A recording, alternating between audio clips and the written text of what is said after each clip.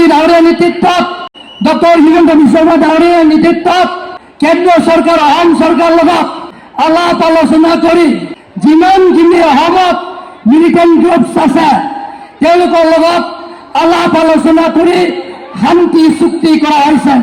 Memorandum of সেটেলমেণ্ট যিটো শান্তি চুক্তি কৰা হৈছে যে স্থায়ী সমাধান হৈছে।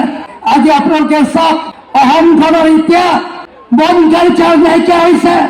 কৰ্ম সংস্কৃতিৰ জৰিয়তে চুকে কোণে ডেভেলপমেণ্টবিলাকৰ পৰিৱৰ্তন দেখা পাইছে। সন্মানীয় ৰাইজসকল, আগন্তুক দিনত আপোনালোকে একো চিন্তা কৰিব নালাগে।